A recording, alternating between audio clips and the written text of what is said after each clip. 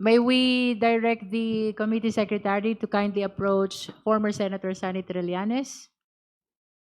Nagbigay na po kami ng kopya ng notarized sinumpaang salaysay sa inyong committee secretary before the start of the hearing. With that, we note the manifestation of the Honorable Trillanes. Thank you. Senator Trillanes, yung affidavit niyo po, sinumpaang salaysay, consisting of 11 pages. Di ho ba? Yes, Your Honor. At meron din mga dokumento po kayong inilakip sa inyong affidavit upang patunayan ang statement ninyo dito. So meron po kayong mga annexes dito sa sinumpaang salaysay, Annex A to Annex Q. Tama po ba? Yes, Your Honor.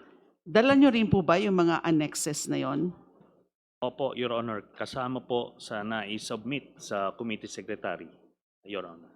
We note as well the manifestation of the Honorable Trillanes with respect to the submission of all the attachments. Senator Trillanes, ano po bang balak ninyo? Gusto niyo ho bang basahin ang affidavit nyo?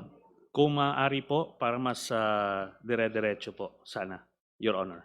Madam Chair, can we ask the former senator to read his 11-page affidavit for the committee and for the public? At kung pwede po, i-flash din yung kanyang affidavit sa screen para nasusundan po ng mga nanonood. We direct the committee secretary to flash the copy of the sinumpaang salaysay of former Senator Sani Trillanes. We likewise direct our resource person to read his sinumpaang salaysay.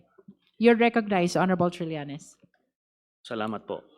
Ako po si Antonio Sani Fuentes Trillanes IV, Pilipino, may sapat na gulang at naninirahan sa 42 Ninang Virginia Street, BF Homes, Barangay 169, Caloocan City, Philippines.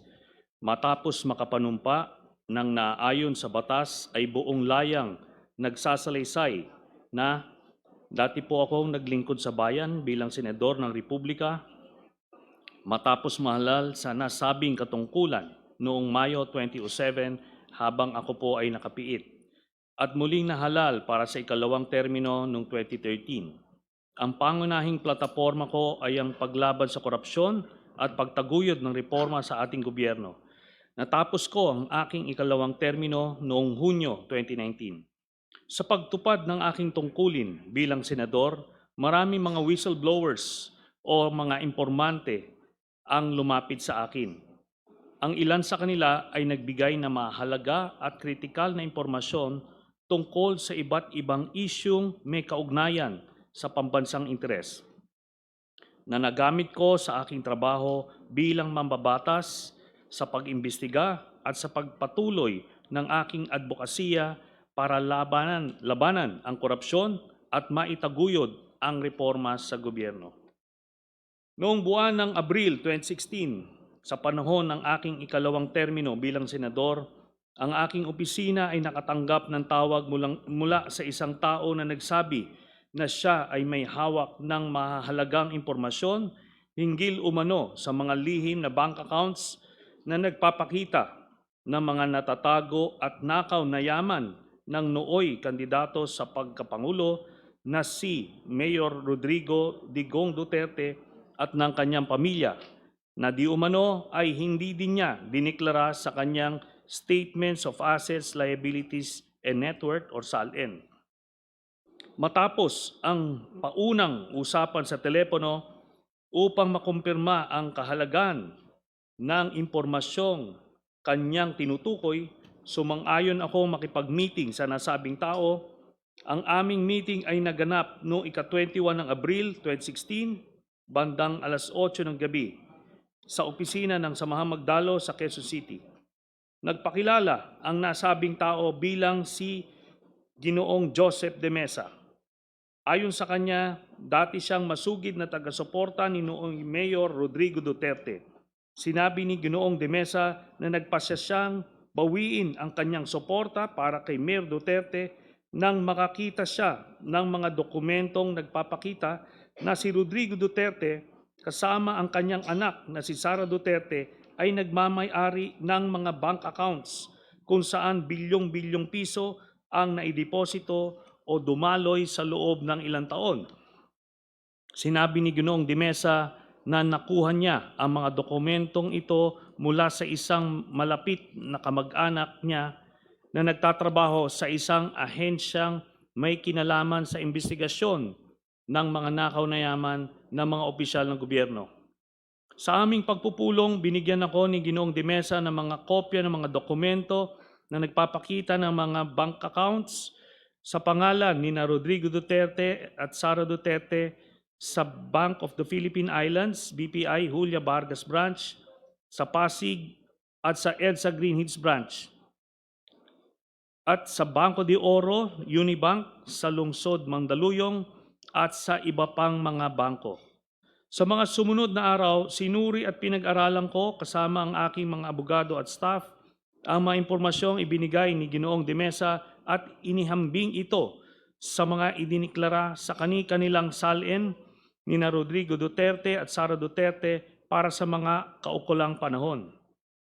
Nang makumpirma ko na totoo ang hawak kong mga dokumento, nagpasya akong isapubliko ang nasabing impormasyon dahil naniniwala akong mahalagang malaman ng ating mga kababayan ang pagpapanggap na ginagawa ng pamilya Duterte na ang kanilang pamilya raw ay mahirap at namumuhay ng simple, gayong sa katotohanan si Rodrigo Duterte at ang kanyang pamilya ay may mga joint bank accounts na may bilyon-bilyon na dumaloy na pera. Humingi ako ng tulong sa mga accountants at finance specialists upang alamin at makwenta kung gaano karaming pera ang aktual na naideposito o dumaloy sa mga nasabing joint bank accounts ng mag-amang sina Rodrigo Duterte at Sara Duterte base sa mga dokumentong ibinigay sa akin. Sa aming pagsusuma, lumalabas na may kabuuang halaga na 2,407,272,103.75 pesos ang pumasok at dumaloy sa mga nasabing bank accounts mula noong 2003 hanggang 2016. Ang isang kopya ng summary ng mga deposito o mga inter-account transfers na idineposito at dumaloy sa mga nasabing accounts ni Rodrigo Duterte at Sara Duterte ay kalakip dito bilang Annex A. Bukod sa mga dokumentong may kaugnayan sa mga accounts ni Rodrigo Duterte, binigyan din ako ni Ginoong de Mesa ng mga dokumentong nagpapakita ng mga bank accounts at bank transactions ng mga anak, manugang at common law wife ni Duterte na sina Sara Duterte, Paulo Pulong Duterte, Sebastian Baste Duterte, Maneses Manscarpio, Celito Hanilet Abansenya, kasama ang kanyang anak na si Veronica Kitty Duterte. Batay sa mga nabanggit na records, nalikom ko ang mahalagang impormasyon ng kabuuang mga transaksyon pumasok sa mga bank accounts ni Sara Duterte lamang, kabilang ang joint account kasama ang asawang si Manscarpio at mga joint accounts kasama ang miyembro ng kanyang pamilya ay nagkakahalaga ng 111,634,144.05 as of April 2016. Ang kopya ng summary ng mga pera o transaksyong pumasok at dumaloy sa mga bank accounts ni Sara Duterte ay kalakip dito at ginawang bahagi ng salaysay na ito bilang Annex B. Noong 2016, inamin mismo ni Rodrigo Duterte na una, na totoo na mayroon siyang bank account sa BPI Julia Vargas Branch, sa Pasig, at pangalawa na nabigo siyang ideklara ang nilalaman ng nasabing bank accounts sa kanyang salin. Ang pag-aming ito ni Rodrigo Duterte ay naganap matapos ko siyang hamunin ng lumagda ng waiver of secrecy of bank deposits. Sa panayam ni Rodrigo Duterte sa media, ipinagtapat niyang mayroong humigit kumulang 200 million pesos na deposits sa naturang bangko at inilihim niya sa kanyang salin. Sa particular, and I quote, a little less than 200 million. Hindi naman ganong kalaki kasi walang account na 200 million, a little less than 200 million, wala na, ginastos ko na, nag-happy-happy ako. A little less than a million. End of quote, sabi ni Duterte. Ang kopya ng video ng naturang panayam ni Rodrigo Duterte sa media na siyang inilathala ng Rappler sa kanilang official YouTube account noong ika-29 ng Abril 2016 ay na-download ko at nakasave sa USB at ginawang bahagi ng salaysay na ito bilang Annex C. Noong ika-5 ng Mayo 2016, nagsampa ako ng isang complaint affidavit laban kay Rodrigo Duterte sa Office of the Ombudsman batay sa mga nabanggit na ultimate and evidentiary facts. Ang kopya ng complaint affidavit na may petsang Mayo 5, 2016 ay kalakip dito at ginawang bahagi ng salaysay na ito bilang Annex D. Noong 2017, sa panahong panunungkulan ni Rodrigo Duterte, matapos suriin ang aking reklamo, iniulat ni overall Deputy Ombudsman Melchor Arthur Carandang na merong sapat na batayan upang ituloy ang investigasyon hinggil sa malalaking bank deposits ni Rodrigo Duterte at ang kanyang mga anak at common law wife na si Hanilet Abinsenia, kabilang na rin si Sara Duterte. Ang printed na kopya ng artikulong tungkol sa nabanggit na pag-ulat ni overall Deputy Ombudsman Melchor Arthur Carandang na may sapat na batayan upang ituloy ang investigasyon na siyang inilathala ng GMA News Online noong ika-27 ng September 2017 na may caption na Ombudsman starts probe on Duterte's wealth after finding basis in Trillanes complaint ay kalakip dito at ginawang bahagi ng salaysay na ito bilang Annex E. Bukod pa rito, sa isang public statement sa media, kinumpirma ni overall Deputy Ombudsman Carandang na magkapareho o similar ang nilalaman ng mga listahan ng bank transactions ng pamilya ni Rodrigo Duterte na isinama ko sa aking complaint at mga records at bank accounts ng pamilya Duterte na na-turn over sa kanya ng Anti-Money Laundering Council sa kanyang pag-iimbestiga.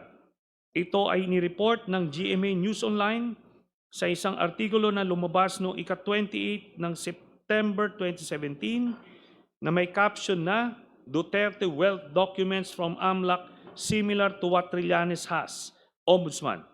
Ang printed na kopya ng nabanggit na artikulo ay kalakip dito at ginawang bahagi ng salaysay na ito bilang Annex F. Dahil dito, si overall Deputy Ombudsman Carandang ay agad na suspinde at kalaunan ay pinatanggal sa tungkulin sa utos ni Rodrigo Duterte. Kaya natigil ang kanyang pag-imbestiga sa mga bank accounts at tagong yaman ng pamilyang Duterte. Ito ay inireport ng Philippine Daily Inquirer sa kanyang artikulong lumabas noong ika-1 ng Agosto 2018 na may caption, Malacanang fires Deputy Ombudsman Carandang. Ang kopya ng naturang report ay kalakip dito at ginawang bahagi ng salaysay bilang Annex G. Ang mga kopya ng mga summary ng mga transaksyon ng bangko ni Sara Duterte, Rodrigo Duterte, Pulong Duterte, Baste Duterte at ang common law wife ni Rodrigo Duterte na si Hanilet Abinsenia kasama ang kanilang anak na si Kitty Duterte ay kalakip dito at ginawang bahagi ng salaysay na ito bilang Annex H, H1, H2, H3 at H4.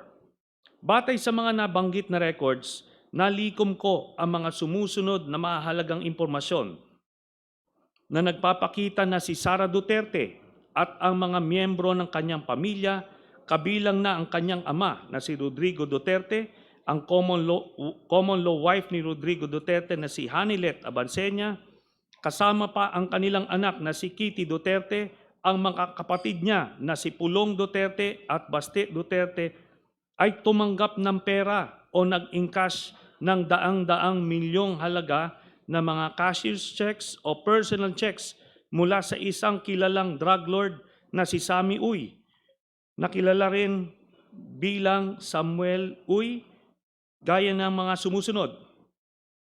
On March 17, 2011, nakatanggap si Sara Duterte ng 7,440,846.07 pesos mula sa drug lord na si Sammy Uy. Noong 25 October 2011, nakatanggap muli si Sara Duterte ng kaparehas na amount na 7,440,846.07 mula sa drug lord na si Sammy Uy. And after 6 months, nakatanggap muli si Sara Duterte, April 24, 2012, nakatanggap si Sara Duterte ng parehas na amount, 7,440,846.07. Ang total na tanggap ni Sara Duterte mula Excuse kay me. drug lord na Sammy Uy ay 22 Excuse me, million. Senator Trillanes. Yes. Sandali lang po. Meron lang pong...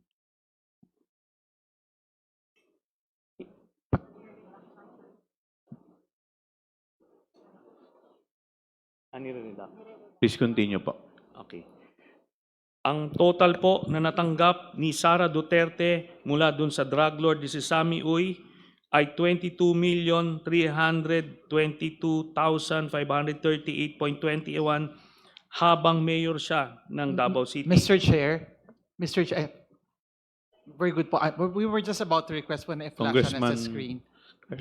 Sir We were Daniel. just about to request po sana to flash sa screen yung matrix, pero ito, naka-flash na po. Thank you.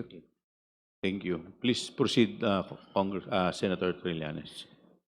Si Rodrigo Duterte naman nakatanggap din ng 7,440,846.07 kaparehas nung kay Sara Duterte mula kay Sammy Uy noong 22 October 2012, nung 04 April 2013 muling nakatanggap ng pera si Rodrigo Roa Duterte ng 7,440,846.07 mula kay Sammy Uy. Ang total na tanggap ni Rodrigo Duterte ay 15,656,692.14.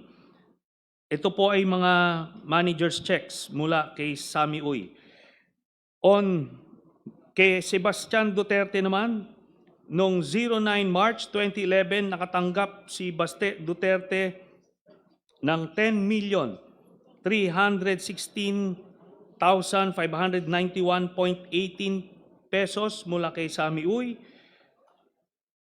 Again, noong 25 October 2011, nakatanggap si Baste Duterte mula kay Sammy Uy ng 10,316,592.68. Noong 23 April 2012, nakatanggap si Baste Duterte mula kay Sammy Uy ng parehas na amount, 10,316,592.68 pesos. On 22 October 2012, nakatanggap muli si Baste Duterte mula kay Sammy Uy ng 10,316,591.18 pesos. Noong 10 April 2013, nakatanggap si Baste Duterte mula kay Sammy Uy ng 10,316,591.18 pesos. So ang total na natanggap ni Baste Duterte mula sa drug lord na si Sammy Uy ay 51,582,958.80 pesos, all in manager's checks. Kay Pulong Duterte naman, 14 March 2011, nakatanggap si Pulong Duterte mula kay Sammy Uy ng 9,703,609.39 pesos. On 25 October 2011, nakatanggap si Pulong Duterte mula kay Sammy Uy ng 9,703,609.39 pesos. On 24 April 2012, nakatanggap si Pulong Duterte mula kay Sami Uy ng 9,703,609.39 pesos. On 22 October 2012, nakatanggap si Pulong Duterte mula kay Sami Uy ng 9,703,609.39 pesos, all in manager's checks. Ang total na natanggap ni Pulong Duterte mula sa drug lord na si Sami Uy ay 38,814,437.65 pesos. On March 29, 2011, nakatanggap naman si Hanilet Abansenya mula kay Sami Uy ng 10,655,371.81 pesos. On 25 October 2011, nakatanggap si Hanilet Abansenya joint with Kitty Duterte ng 10,655,371.81 pesos mula kay Sami Uy. On 23 April 2012, nakatanggap muli si Hanilet Abansenya joint with Kitty Duterte mula kay Sami Uy ng 10,655,373.31 pesos.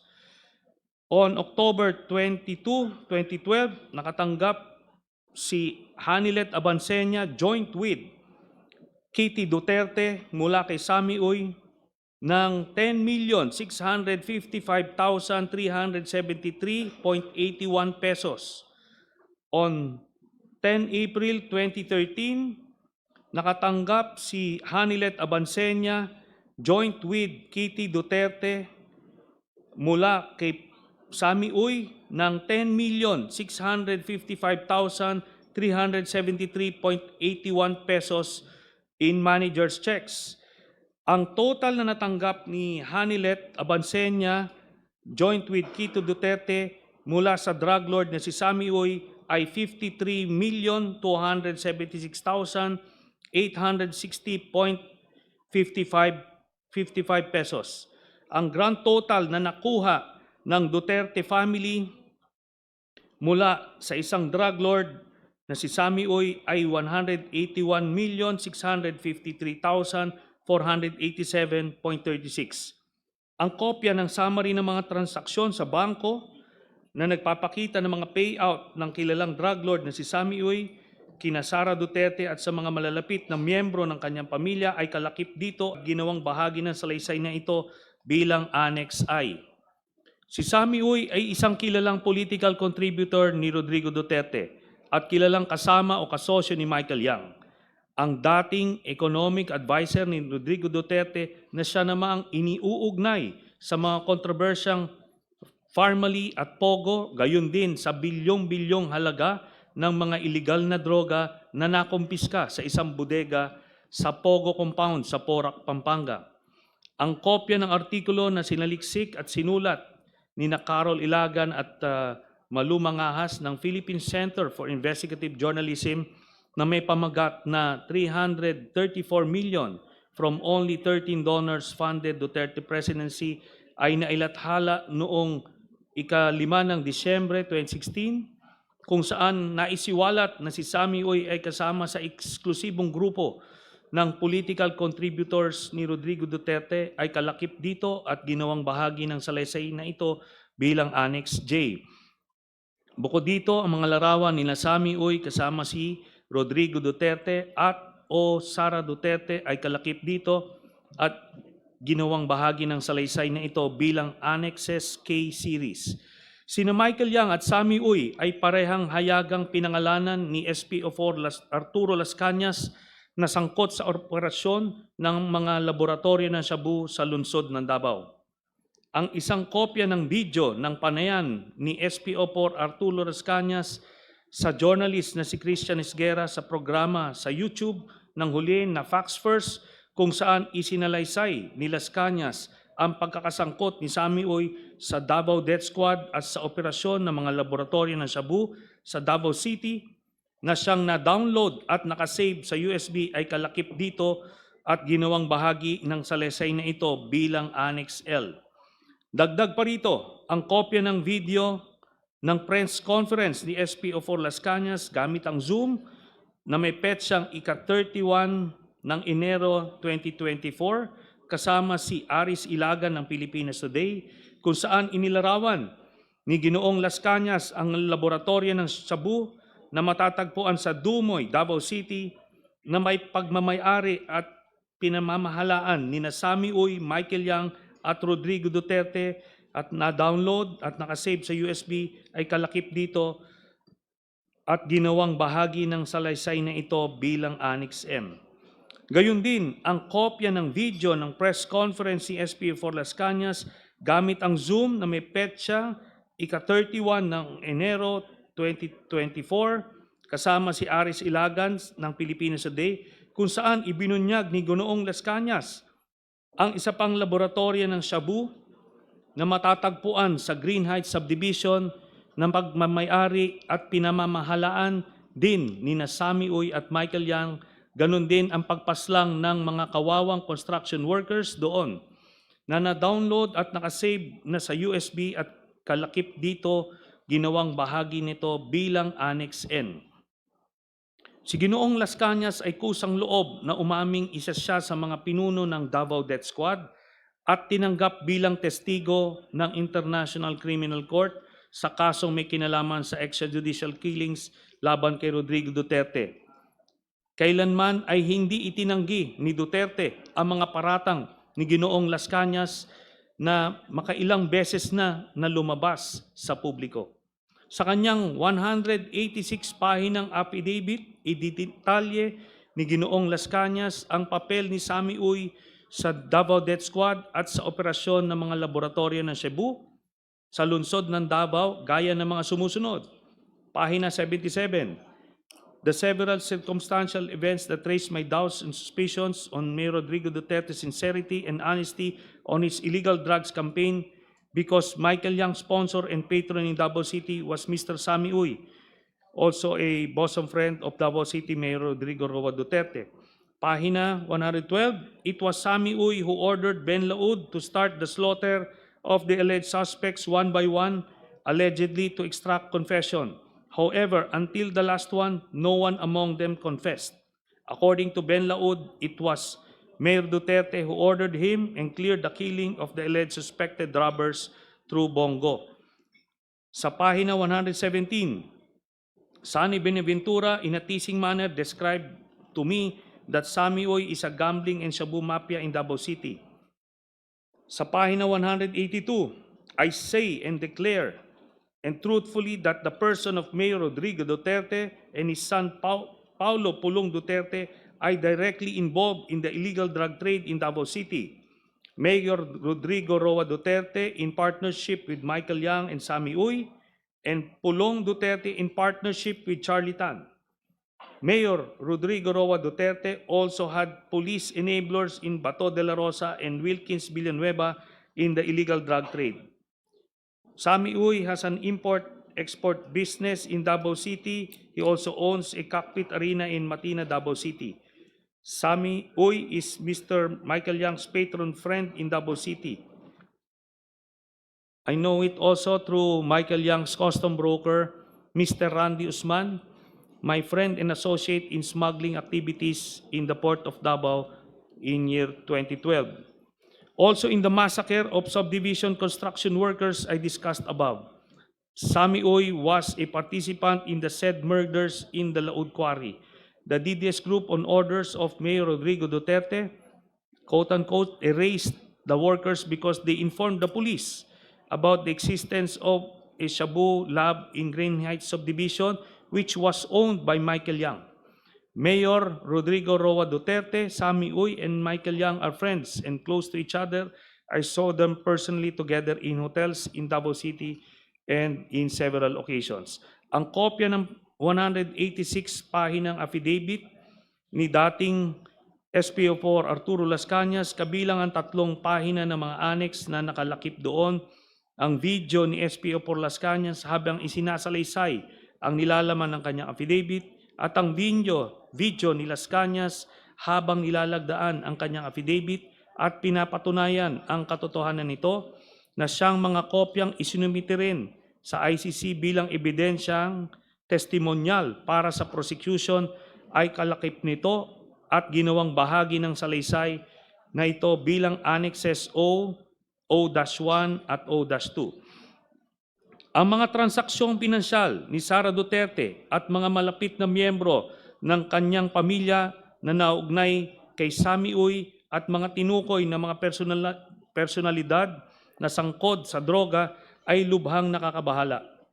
Hindi lamang ito ay malinaw na paglabag sa konstitusyon at sa iba't ibang batas ng bansa, kundi malinaw din na naglalagay sa malalim na pagdududa sa kanyang personal na integridad at kakayahan o moral capacity upang patuloy na magsilbi bilang pangalawang Pangulo ng Republika.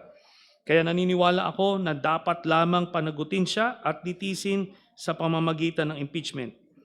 Bahagi ng nabanggit na yaman ni Sara Duterte ay maliwanag na makikita na galing sa payouts ng kilalang drug lord na si Sammy Uy na pumapasok sa kanyang bank accounts at inilihim niya sa kanyang salin mulang 2007 hanggang 2013 at sa taong 2016.